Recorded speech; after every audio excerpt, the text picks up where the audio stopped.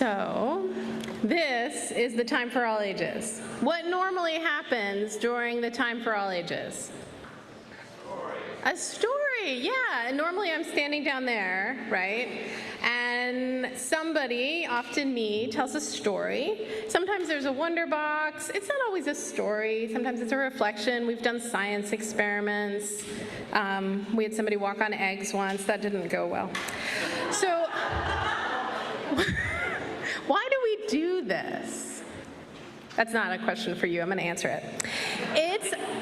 We call this the Time for All Ages because all ages connect with worship in different ways.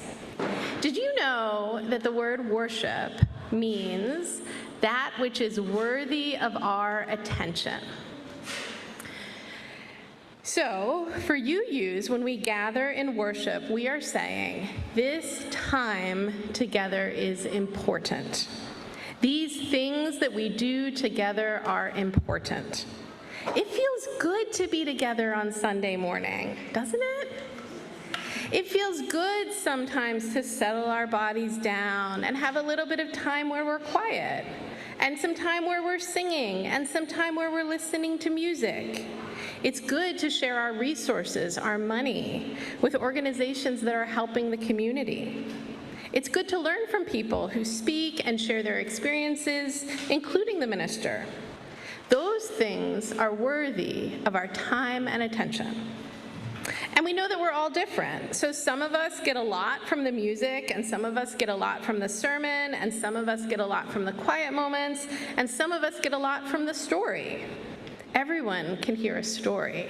You don't age out of being able to listen to a story. And that might change week from week.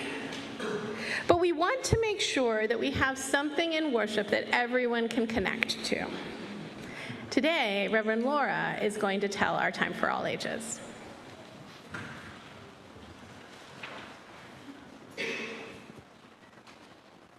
I get to come down here today. This is so exciting. So my friend Reverend Aaron shared with me the other day that he found a book that was published in 1991, ancient history for some of you, that's called Most Ministers Wear Sneakers.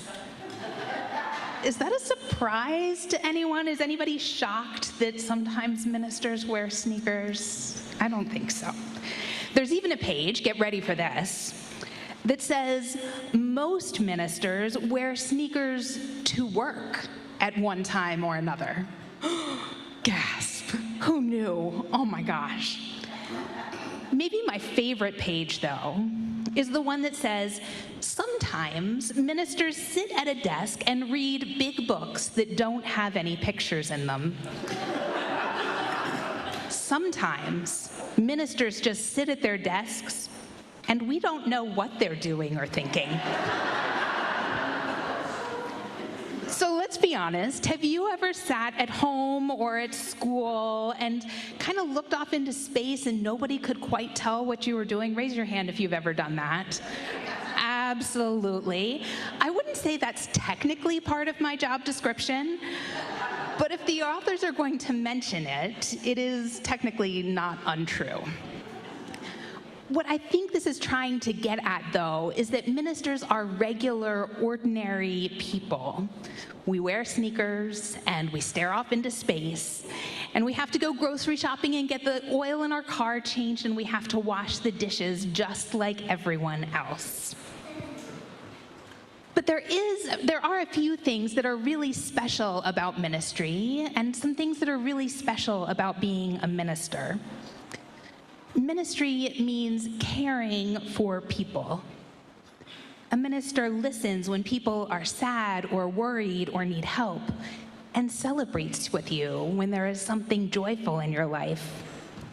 A minister is a person who cares about you and your family, a person that understands sometimes things are wonderful and you want people to celebrate, and sometimes things are hard and you need help or you need someone who will listen. But it's not just ministers who do that. Have you ever listened to somebody else in this congregation or helped somebody else in this congregation with setting up chairs or tables, or making sure the crayons are put away, or making sure the auction runs smoothly. Raise your hand if you've ever helped with something in this congregation. Absolutely. That is ministry. Ministry means leading worship. A minister helps bring everyone together through telling stories and leading prayers and lighting the candles and reminding us of why it is important to come together every week. A minister helps us to find meaning and gives us space to ask the big questions and space to wonder about the answers. Ministry means teaching and learning, and ministers help everyone remember that each of us has something to teach and each of us has something to learn. Raise your hand if you have ever taught or learned from someone else, not the minister, in this congregation.